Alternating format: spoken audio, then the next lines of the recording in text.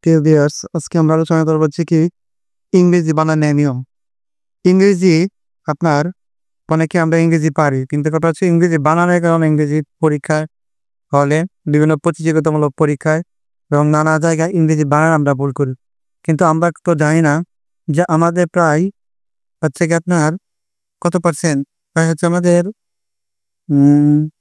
90%ই, কারণ আপনার 98% হচ্ছে আপনার 98 হচ্ছে কি বানানের নিয়ম। নিয়ম মানে বানানের নিয়মে থাকে নিয়ম, আর হচ্ছে গিয়ে মাত্র 2% হচ্ছে কি ব্যতিক্রম। মাত্র 2% হচ্ছে কি ব্যতিক্রম। মাত্র 2% হচ্ছে কি ব্যতিক্রম। কিন্তু আমরা অনেকে এই বানানের নিয়মগুলা পড়ি না এবং ছোটকাল থেকে এগুলা অ্যাভয়েড করে আসি, আর অথবা প্রপার কোনো গাইডলাইন পাই না, যার কারণে এগুলো আমরা ভালোভাবে পড়তে পারি না। তো আমি আমার এই চ্যানেলে প্রতিনিয়তই বানানের নিয়ম এবং গুরুত্বপূর্ণ যে বানানের নিয়ম, যেগুলো ছাড়া আপনি ইংলিশ লিখতে বা পড়তে বা এগুলা বুঝবেন না ভালো করে, সেগুলো আমি এখানে উত্থাপন করবো। ঠিক আছে, তো কথা হচ্ছে চলেন ক্লাসটা শুরু করি। তারপর থেকে বানানের নিয়ম, ইংরেজি বানানের নিয়ম। Rules 1, English word do not end at I, U, B এবং জে। মানে কথা হচ্ছে কি জানেন যে ইংরেজি ওয়ার্ডের শেষে কখনোই আই, ইউ, জে এবং বি এবং জে এগুলা থাকতে পারবে না, এগুলা থাকবে না। তাহলে এগুলা থাকবে না এবং এগুলা দিয়ে একটা ওয়ার্ড শেষ হবে না।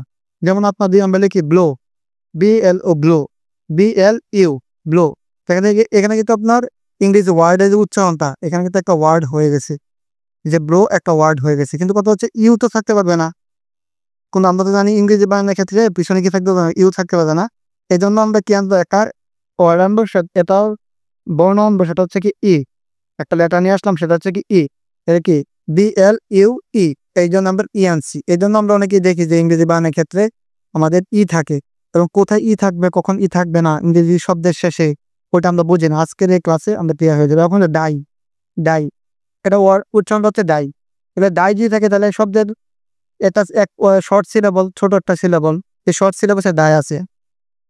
তার মানে হচ্ছে ডায়ের লাস্টে যে আই আছে, পরে সবার শেষে উচ্চারণ হচ্ছে আই, কিন্তু আইটা থাকতে পারবে না, কারণ আমরা জানি আই, ইউ, বি এবং জে এই তিনটা থাকতে পারবে না। এই জন্য আমরা তারপর কি আনবো, ই আনলাম। এরকম সেম এই প্রসেস, লাস্টে আছে কি বি আছে, যে বি লাস্টে বি আছে, কিন্তু আমরা জানি কি শব্দের শেষে বি থাকবে না, তার জন্য আমরা ই আনলাম। কিন্তু এটা হচ্ছে ব্যতিক্রম। এরকম ব্যতিক্রম 2-1টা থাকতে পারে, এগুলো হচ্ছে ব্যতিক্রম, কিন্তু 98% হচ্ছে আমরা রুলসের মাধ্যমে শিখবে। তো ভিউয়ার্স, আজকে ক্লাসটা হচ্ছে এ পর্যন্তই রাখলাম। উৎসাহ পেলে আরো ক্লাস দেওয়া হবে। So like and subscribe.